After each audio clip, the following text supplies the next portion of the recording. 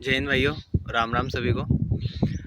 आप सभी पूछ रहे हो, अभी भी काफ़ी डाउट्स है सारे लोगों को कि जीडी में क्या सीन हो रहा है और जो एसआरटी है उसमें क्या दिक्कत आ रही है, किस कारण से लोग यहाँ पे आउट हो रहे हैं। मैं मेरा एक्सपीरियंस शेयर करता हूँ कि मैं किस कारण से हो सकता है मैं किस कारण से आउट हुआ हूँ। बेसिकली सबसे पहले तो वहाँ पे जो एसआरटी टेस्ट आ रहा है सबसे ज़्यादा टाइम टेकिंग आ रहा है, क्योंकि वहाँ पे जो क्वेश्चंस आ रहे हैं उनको पढ़ने में भी काफ़ी समय लग रहा है।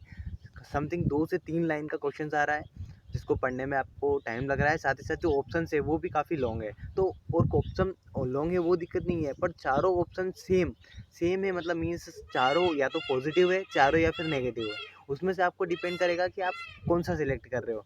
जो मोस्ट एक्यूरेट रहेगा, जो कि कम, जैसे कि पॉजिटिव आया है तो उसमें से जो मोस्ट पॉजिटिव है वो आपको सिलेक्ट करना है, और जो नेगेटिव आ रहा है उसमें से आपको कौन सा सबसे नेगेटिव है वो आपको हटाना रहेगा। जो सबसे कम नेगेटिव है वो आपको चूज़ करना रहेगा। हो सकता है इसी कारण से मेरी वहाँ पे गलती हुई। और जैसे कि वहाँ पे जो एसआरटी से पहले इंस्ट्रक्शन दिए जाते हैं 15 से 20 मिनट तक जो ऑफिसर द्वारा, उनमें आपको बताया जाता है कि आपका जो माइंड सबसे पहले सोचता है वही आपको टिक लगाना है। बट ये गलती मैंने की है वहाँ पे कि मैंने भी मतलब थोड़ा सा सोचा कि क्या आएगा, बट मैंने टोटल उनको फॉलो नहीं किया।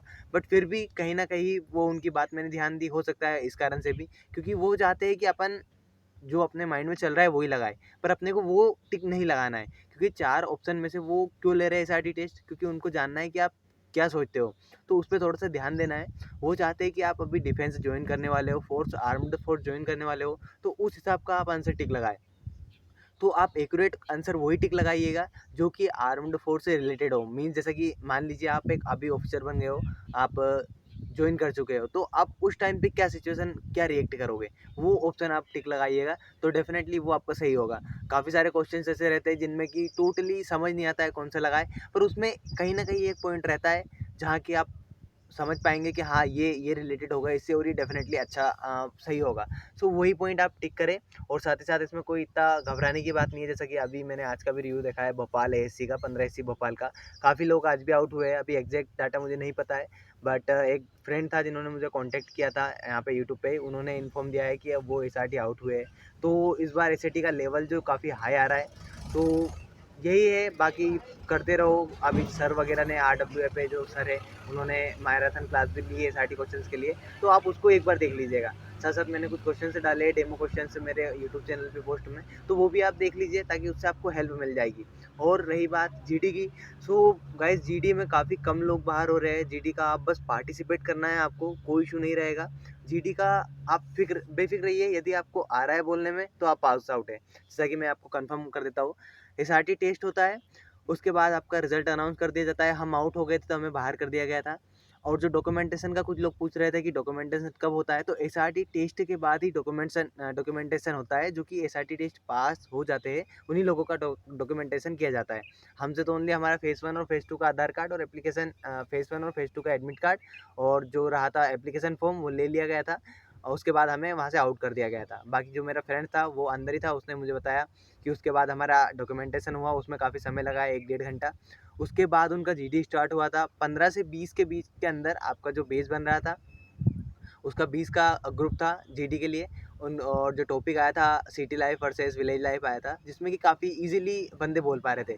और यदि कोई बंदा नहीं भी बोल रहा है तो भी एंडिंग में उसे सबको स्टॉप करके एंडिंग में ऑफिसर द्वारा ही चांस दिया जा रहा है कि भाई आप बोलो, चेस्ट नंबर जो भी रहता है चेस्ट नंबर आप बोल सकते हो। यदि वो उस टाइम पे बोल दिया तो सब पास है। मेरा जो दोस्त है वो, उसका कहना है कि हर ग्रुप में से, मतलब जैसे कि जितने भी ग्रुप बने होंगे उनमें से एक एक दो दो बंदे आउट हो रहे हैं ओनली जीडी में। इस बार जीडी का मेन रोल नहीं है, मेन रोल जो है एसआरटी का है। एसआरटी पे ज़्यादा ध्यान दीजिए, और एसआरटी में ऐसे ही कीजिए जो कि एक ऑफिसर लेवल पे सोच, मतलब ऑफिसर जो रहता है डिफेंस का ऑफिसर, जो सोच सकता है, जो वो रिस्पॉन्स करेगा वही आप रिस्पॉन्स कीजिए। उसी में आपको भलाई होगी और आपका जो एसआरटी है वो क्लियर होगा। और मेरी जो गलती रही है, ओएमआर सीट भरने में आपको कोई इशू नहीं आएगा, क्योंकि वहाँ पे पूरी पूरी आपको जानकारी दी जाएगी ओएमआर सीट के बारे में। बस आपका वहाँ पे जो माइंड क्या काम करता है, क्योंकि वहाँ पे एक सबसे बड़ी प्रॉब्लम ये रहेगी कि आपको वहाँ टाइम सामने लगा रहेगा, वो टाइम माइनस मतलब कम होता जाएगा, तो वो भी आपको दिक्कत रहेगी, वो भी एक प्रॉब्लम रहेगी कि आपका टाइम का टेंशन रहेगा कि टाइम कम हो रहा है, मेरे अभी इतने क्वेश्चन हुए, इतने क्वेश्चन हुए। और हाँ, क्वेश्चन से एक भी स्किप नहीं करना है, सारे आपको अटेम्प्ट करने हैं। और हो सके तो जितना भी हो, मतलब एक सही लेवल पे सोचिएगा, चारों ऑप्शन में से जो आपको एक्यूरेट लगे वही लगाना है। क्योंकि काफ़ी क्वेश्चन ऐसे आ रहे हैं जिसमें कि हाँ समझ नहीं आ पा रहा है वहाँ पे कौन सा लगाना चाहिए, बट जिसमें पॉजिटिविटी रहे वही क्वेश्चन आपको सिलेक्ट करना है। बाकी अभी और जो मेडिकल के बारे में पूछ रहे थे भाई लोग, उनको भी मैं बता देता हूँ कि जो अभी 15 तारीख को पास आउट हुए बंदे, उनका मेडिकल 22-23 तारीख को रखा गया है गुजरात वडोदरा में, मेरे दोस्तों वगैरह का। तो उसका भी आपको रिव्यू मिल जाएगा, जैसे ही 22 तारीख को उनका मेडिकल होगा तो आपको रिव्यू मिल जाएगा। बट अभी के लिए आपका जो जिन भी लोगों का 25-26 या फिर अभी 17-18 आज तो हो चुका है काफ़ी लोगों का, 18-19-20 जिनका भी एससी भोपाल या उधर का ही सेंटर है, एसआरटी पे बिल्कुल ध्यान दीजिए और थोड़ा सा एसआरटी में जो क्वेश्चन है प्रैक्टिस करके जाइए उस लेवल के। बस यही कहना चाहूँगा, बाकी जो होगा वो देखा जाएगा। ठीक है, थैंक यू भाई लोग, बाय बाय, टाटा।